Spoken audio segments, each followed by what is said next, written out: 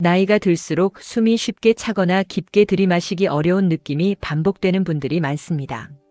그런데 최근 연구들을 보면 몇 가지 생활 습관이 호흡의 편안함을 크게 좌우한다는 점이 꾸준히 강조되고 있습니다.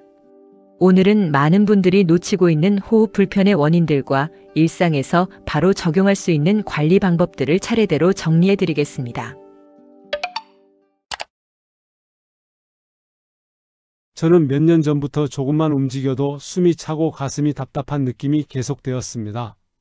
예전에 담배를 오래 피웠던 영향이 아닌가 싶어 병원에 갔지만 검사는 정상 범위라며 생활 관리를 해보라는 말만 들었습니다. 그때 식습관을 조금씩 바꾸기 시작했는데 어느 시점부터 아침에 답답하던 느낌이 줄어드는 변화를 느꼈습니다. 사과와 토마토에 포함된 항산화 파이토케미컬은 기도 조직의 산화 스트레스를 줄이는데 도움이 되는 것으로 알려져 있습니다. 장기간 흡연 경험이 있는 사람들을 대상으로 한 관찰 연구에서도 항산화 성분이 풍부한 식품을 꾸준히 먹은 그룹은 폐기능 저하 속도가 상대적으로 완만하게 나타나는 경향이 보고되었습니다. 또한 폐기능을 나타내는 수치 중 하나인 호기량 감소 속도가 완만해졌다는 연구도 있어서 이러한 점에서 전연 흡연자에게 꾸준한 섭취가 도움이 된다는 의견이 많습니다. 특히 과일 중심의 식단 패턴은 다른 생활 습관 개선과 함께 적용할 때 더 뚜렷한 변화를 보이는 경우가 많습니다.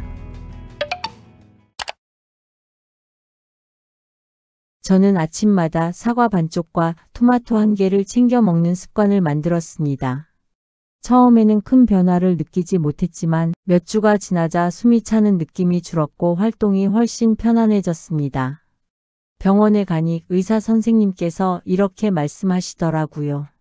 사과와 토마토에 들어있는 식이섬유와 항산화 성분은 기도 점막을 보호하고 회복력을 높이는 데 도움이 됩니다. 토마토의 라이코펜과 사과의 플라보노이드는 식사 후 바로 섭취하면 흡수 효율이 더 높아지고 점막 회복 과정에도 긍정적으로 작용하는 것으로 알려져 있습니다. 특히 연구에 따르면 하루 한두 번의 적은 양이라도 꾸준히 섭취한 사람일수록 폐기능 유지율이 높았다는 연구 결과도 있어 규칙성이 중요한 부분으로 강조되고 있습니다.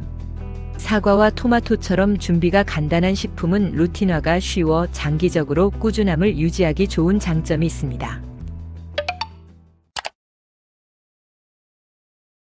어떤 분은 위가 자주 더부룩하고 역류 증상이 반복될 때 숨이 막히는 듯한 답답함이 함께 나타났다고 합니다.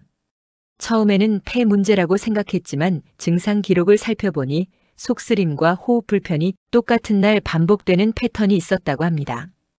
위식도 역류가 반복되면 위 내용물이 기도 가까이까지 자극을 주면서 숨이 막히는 듯한 느낌을 만들기도 합니다. 이런 경우는 폐의 문제만 관리해서는 불편감이 쉽게 해결되지 않기 때문에 두 가지를 함께 고려하는 것이 필요합니다.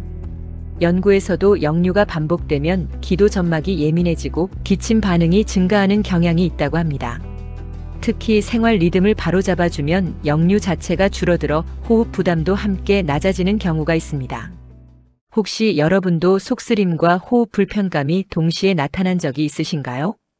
이 두 증상이 함께 있을 때는 생활 패턴을 조금 조정하는 것만으로도 호흡이 훨씬 편안해지는 경우가 많습니다.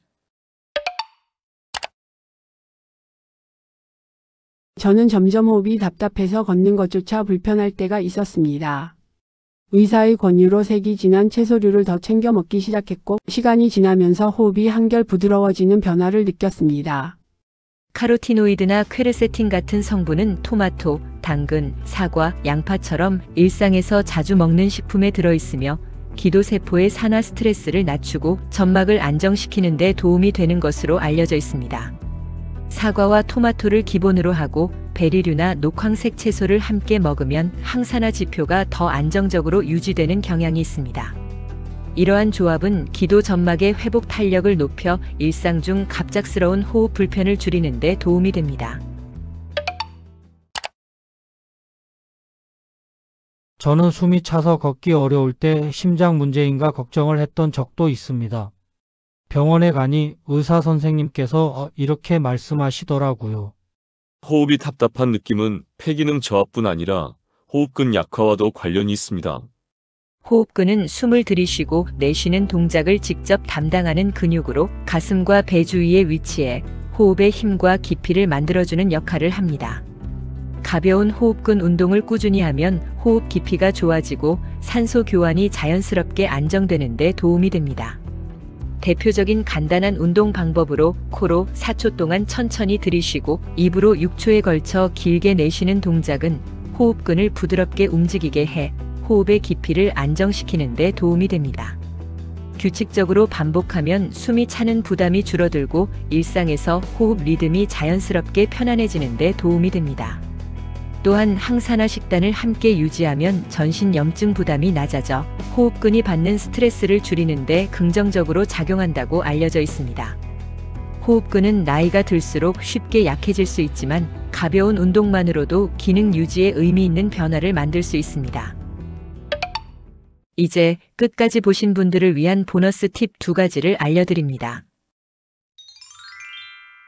첫째, 가벼운 산책과 심호흡의 폐포 확장 효과. 가벼운 산책은 기도 주변의 긴장을 풀어주고 폐포가 부드럽게 확장되는 데 도움이 됩니다. 특히 산책하면서 천천히 심호흡을 하면 산소 공급이 안정되면서 호흡 패턴이 자연스럽게 균형을 찾는 경향이 있습니다. 이 과정은 폐포 깊숙한 곳까지 공기가 도달하도록 도와 전반적인 호흡 효율을 높이는 역할을 합니다. 꾸준히 반복하면 폐의 부담이 줄어들고 활동 중 숨이 차는 느낌도 완화되는 경우가 많습니다. 둘째, 야간 역류 감소를 위한 식사 간격 조절. 자기 전 최소 2시간은 식사를 피하면 눕는 자세에서 위 내용물이 역류해 기도를 자극하는 상황을 줄일 수 있습니다. 특히 밤에는 역류가 더 쉽게 발생해 기도가 예민해질 수 있기 때문에 식사와 잠자리 사이에 시간 간격을 두는 것이 중요합니다. 이렇게만 해도 밤중에 갑작스러운 답답함이나 숨막히는 듯한 느낌이 줄어들고 잠드는 과정이 훨씬 편안해지는 경우가 많습니다. 일관되게 실천하면 아침에 느끼는 답답함도 서서히 완화되어 하루 시작이 한결 수월해집니다. 폐 기능은 작은 습관만 바꿔도 달라지는 경우가 많습니다. 꾸준한 식단 관리와 호흡 습관은 생각보다 큰 변화를 가져옵니다. 여러분의 하루가 조금 더 편안한 호흡으로 이어지기를 바랍니다. 여러분은 숨이 답답하거나 목 주변이 뻣뻣한 느낌을 느낀 적이 있으신가요? 또 오늘 소개한 식습관 중에서 시도해보고 싶은 부분이 있으시다면 댓글에 나눠주세요. 여러분의 경험은 다른 분들에게도 큰 도움이 됩니다. 시청해주셔서 감사합니다. 오늘도 건강하세요.